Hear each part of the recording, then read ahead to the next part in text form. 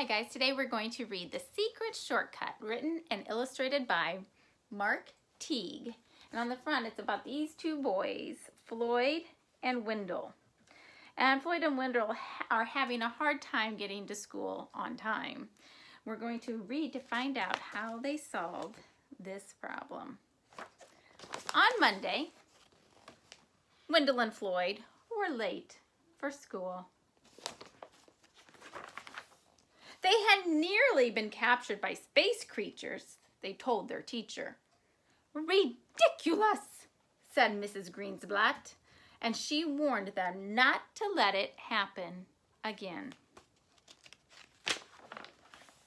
But Tuesday was no better. Pirates were loose in the neighborhood. It was sheer bad luck, Wendell and Floyd explained, when they showed up late for school. Preposterous, said Mrs. Greensblatt. Well, on Wednesday, even though Wendell and Floyd left early, a plague of frogs made them late once again. Absurd, cried the teacher. I'm warning you, be here on time tomorrow, or else, and no more crazy excuses. I don't think she's believing them. There's got to be a way to get to school on time, said Wendell. We'll just have to leave earlier. Floyd arrived at Wendell's house so early the next morning that the sun was barely up and Wendell was still in his pajamas. I've got an idea, said Wendell as he quickly got dressed. We'll follow my secret shortcut and get to school even sooner. Shortcut? Asked Floyd. I didn't know there were any good shortcuts to school. This is the secretest shortcut of all, said Wendell. In fact, I invented it myself. He led Floyd up the alley by the Ulick's backyard, then down a culvert, over a fence, and through a dense thicket of blackberry vines. I'm not so sure about this shortcut they're taking. You think they're going to get there on time? Make your prediction. And see if you're accurate. Well, then they scrambled over some boulders, down a steep bank, and across the narrow stream. This is some shortcut, said Floyd. Relax, said Wendell. We'll be there in a minute. But the forest became thicker and darker, and soon it was hung with vines. The screeches of strange jungle animals echoed all around. Maybe we took a wrong turn, said Floyd. I'm pretty sure the school is right up ahead. Has your prediction changed? What do you predict's going to happen? Will they make it? But the jungle only grew wilder. And then the boys finally came to a trail. It didn't lead straight to the school as they had hoped.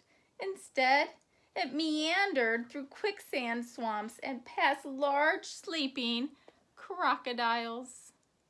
Meandered kind of means just kind of go slowly around and not a straight path. And across a deep, rocky gorge.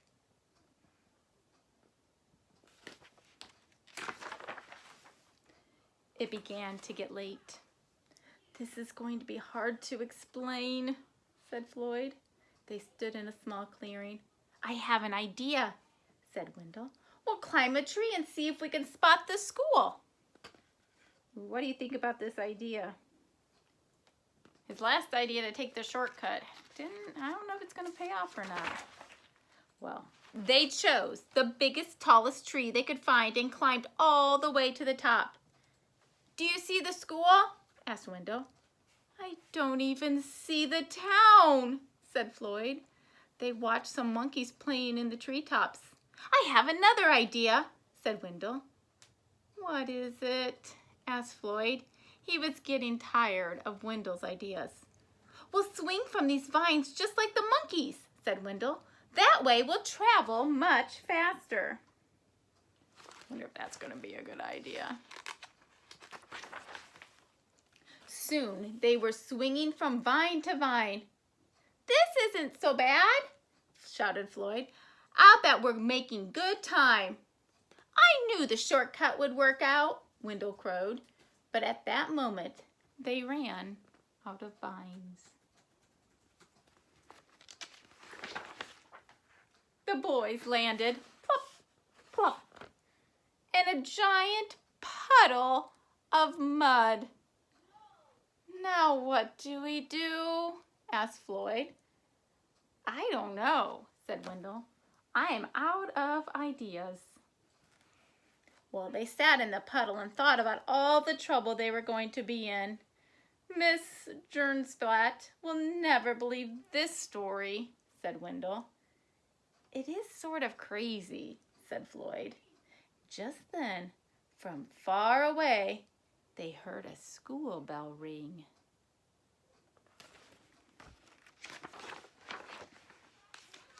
Did you hear that? Cried Wendell.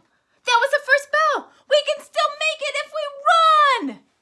They ran until the jungle gave way to the forest and the forest became woods, and then they scurried through the Mortley's backyard and up the hill to the school. They flew through the door of Miss Gernsblatt's room and landed squishily in their seats, just as the late bell rang. I like that description, squishily. Can you imagine them sitting in their seats squishily? Well, you made it, said their teacher, and just in time. But how on earth did you get so muddy just walking to school?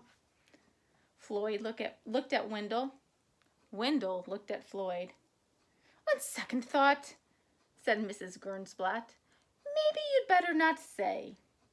During recess, Wendell and Floyd sat in the sun to give the mud a chance to dry. At least we finally got to school on time. That's the main thing, Floyd agreed. And in fact, it was quite a while before they were late to school again. Even so, they never did find a really good shortcut. The end.